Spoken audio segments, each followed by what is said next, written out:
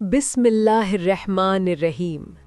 आज हम सुनेंगे एक ऐसे नबी की कहानी जिनकी ज़िंदगी सब्र, हिम्मत और अल्लाह पर यकीन की सबसे बड़ी मिसाल है।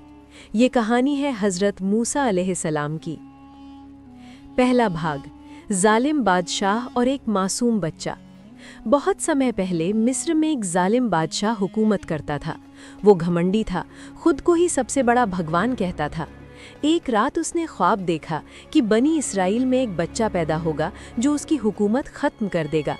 डर के मारे उसने हुक्म दे दिया कि बनी इसराइल में जो भी लड़का पैदा हो उसे मार दिया जाए। उसी दौर में एक बच्चे ने जन्म लिया।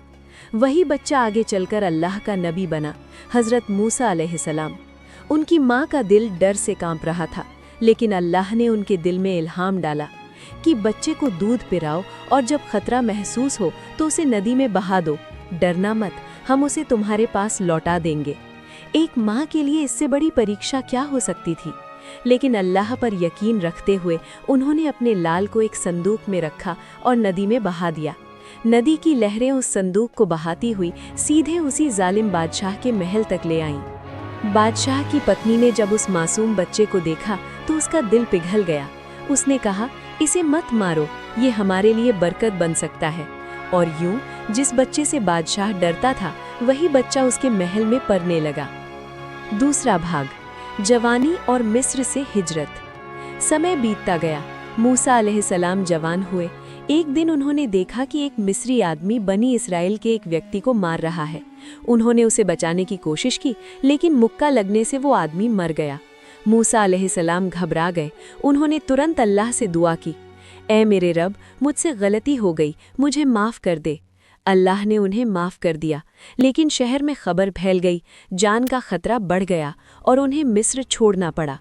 वे अकेले बिना सामान रेगिस्तान की तरफ निकल पड़े। तीसरा भाग, मदियन की ज़िंदगी। लंबे सफ़र के बाद वे मदियन पहुँचे। वहाँ उन्होंने दो लड़कियों को देखा जो अपने जानवरों को पानी नहीं पिला पा रही थी। उन्होंने उनकी मदद की।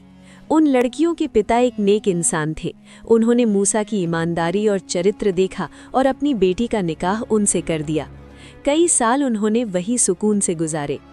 चौथा भाग, कोहे तूर पर नबुव्वत। एक दिन सफ़र के दौरान रात के अंधेरे में उन्हें एक रोशनी दिखाई दी।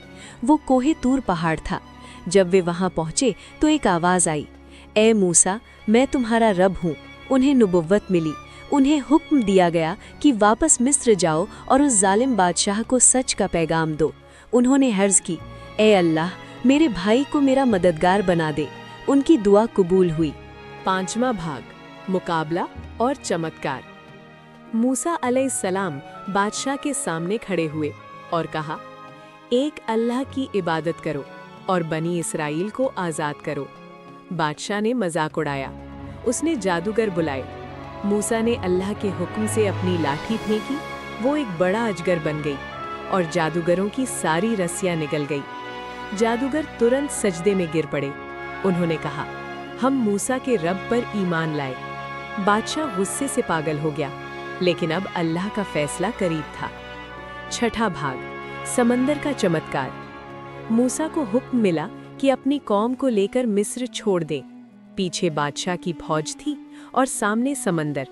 लोग डर गए, लेकिन मूसा ने कहा, हरगिज नहीं, मेरा रब मेरे साथ है। उन्होंने अपनी लाठी समंदर पर मारी। समंदर दो हिस्सों में बंट गया। बीच में सूखी राह बन गई। उनकी कौम पार हो गई। जब बादशाह अपनी फौज के साथ अंदर आया तो पानी वापस आ गया और जुल्म का अंत हो गया। सातवां भाग, सब्र की सीख। इसके बाद भी उनकी कौम ने कई बार नाफरमानी की, लेकिन मूसा अलैहिस्सलाम ने सब्र किया। उन्हें समझाया, उन्हें सीधा रास्ता दिखाया। उन्होंने अपनी पूरी जिंदगी सच और न्याय के लिए लगा दी। अंतिम संदेश।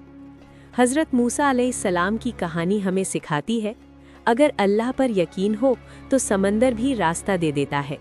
अगर इरादा सच्चा हो तो जालिम कितनी भी ताकतवर क्यों ना हो, आखिरकार हारता है।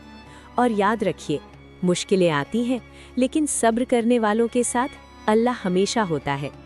दोस्तों, अगर ऐसी सच्ची और दिल को छू जाने वाली वीडियो पसंद आती है तो अभी लाइक कर दीजिए, चैनल को सब्सक्राइब कर लीजिए।